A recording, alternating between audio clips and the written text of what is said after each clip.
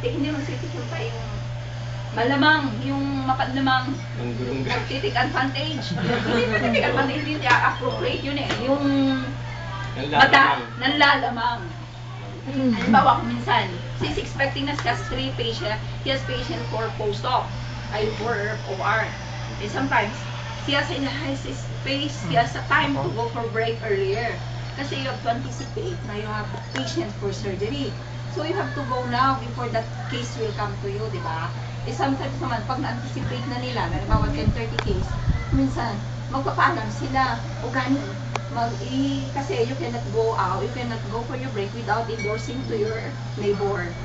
Oh, so endorse mo yung endorse mo, may ID ba? O may pre-op ako, lang matagal pa. Kunwari, natatalikod lang niya.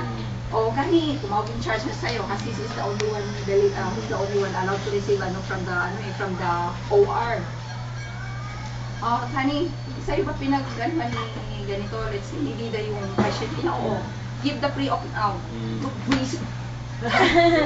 Yun. That's the time na because you're busy with your patients eh. You accepted the endorsement. You accepted the responsibility eh. You're not knowing that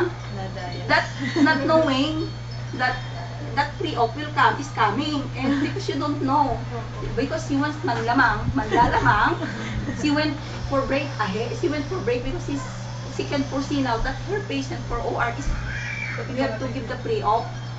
Oh, yun. So, because ganing, receive my endorsement, she will give the pre-op. And then, when she got back, sometimes, visit na yan. Ganun talaga. Alam mo, but sometimes you are telling her na, you know pala na, you have a pre-op, you're anticipating your OR. Why you went there? No, because I thought it's not si Tommy. They will not call me for like ganun talaga sila. Oh, they will go for break just to avoid that work, just to escape from that sometimes. Inis nga yun. It really happens that one. Kahit Pilipino, kahit puti, ganun. May mga nanlalamang din. Discarded. Nanlalamang. So, pagdating niya, naibigay ko na yung pre-op mo. Meron ka palang OR, di mo, bakit ka nag-break? Ganun. Sabi mo, ganun din kami. Kasi ganito, nagugutom na ako ganito. Sana tinapos mo muna kasi hindi basta-basta mag-pre-op. Hindi basta-basta pagkabigyan mo ng pre-op, ikaw pa magsasama hanggang yung holding area sa OR. Para yung patient mo. Kahit dito sa atin, mayroon din pa. Yung mga nanlalamang, yung mga tamad talaga. Pero po doon, ano po yun, madalas kong gumagawa nun sa inyo yung hindi kong Pilipino.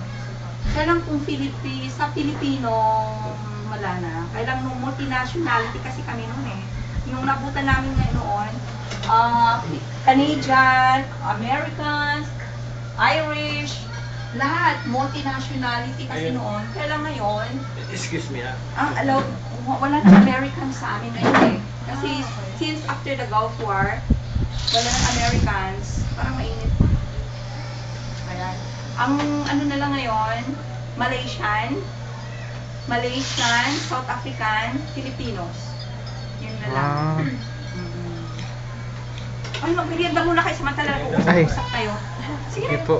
Kaya muna kayo. Sino paano po? Ano mas stop natin? Pause mo. Sila mga din. Malalamang din kami, sila lang mamarunong. Ganun din yun eh. Hindi naman po yung talagang sobrang... Hindi naman. Minsan pwede nyo naman pigil po. Minsan lang yun. Kasi may time na talagang very busy ang ward, may time naman na hindi. Kailangan yung have to call her attention kasi pag ganun lang nagiging hindi na maganda. It's not healthy na. Huwag ka ng kutsara. Ikaw na ito.